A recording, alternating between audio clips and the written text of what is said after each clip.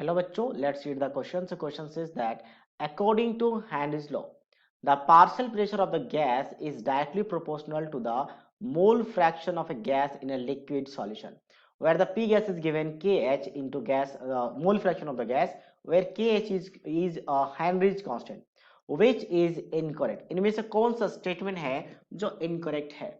ठीक है, सबसे पहले बोला गया कि आपके पास KH जो है एक हेनरी कांस्टेंट है और पार्शियल प्रेशर किसी भी गैस का जब हम सॉल्युबल करेंगे तो वो आपका मोल फ्रैक्शन के डायरेक्टली प्रोपोर्शनल होता है, यानी partial pressure of gas is directly proportional to mole fraction of the gas. और इस प्रोपोर्शनलिटी साइन को हटाते थे एक कांस्टेंट लेना पड़ता है, उस कांस्टेंट का आ जाता है हेनरीज कांस्टेंट। अब हमें इनकरेक्ट स्टेटमेंट इनमें से क्या करना है, आइडेंटिफाई करना है। सो पहला आपके पास ऑप्शन क्या है, KH is characteristic constant for a given gas solvent system. Yes, that is right. एक characteristic constant है जो कि fixed value नहीं होता है, ये आपके पास डिफरेंट सॉल्वेंट के लिए डिफरेंट होगा, डिफरेंट सॉल्वेंट के लिए भी अलग अलग होगा। तो ये पहला ऑप्शन आपका सही है एग्जैक्टली, तो ये ट्रू है। हमें फॉल्स ढूंढना है, इनकरेक्ट ढूंढना है। सेकंड क्या है, higher is the value of KH lower is the solubility. Yes, ये भी सही है क्योंकि KH का वैल्यू ज्यादा होगा तो मोल फ्रैक्शन कम आएगा, और मोल फ्रैक्शन किसको मेजर कर रहा है, आपका सॉलिबिलिटी को। ठीक है, मोल फ्रैक्शन किसको मेजर कर रहा है, सॉलिबिलिटी को।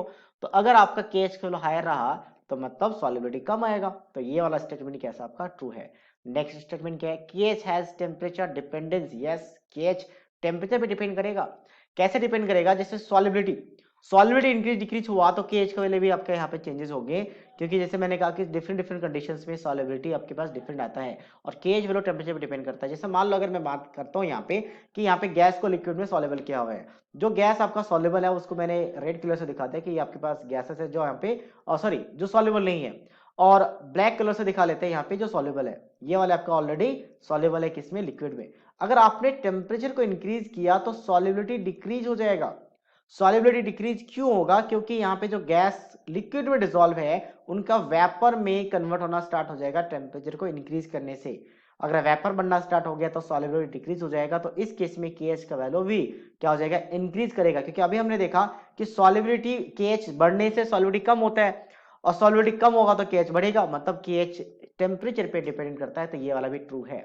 नेक्स्ट क्या है, KH decrease with increase of temperature. नहीं, अभी डिस्कस किया कि टेम्परेचर इंक्रीज करेंगे तो सॉल्युबिलिटी डिक्रीज, तो KH वालों क्या करेगा, इंक्रीज करेगा, यानी कि ऑप्शन लास्ट जो है वो कैसा है, फॉल्स है। सो ये आपका इनकरेक्ट हो जाएगा, option D. So option D is the right answer of this question.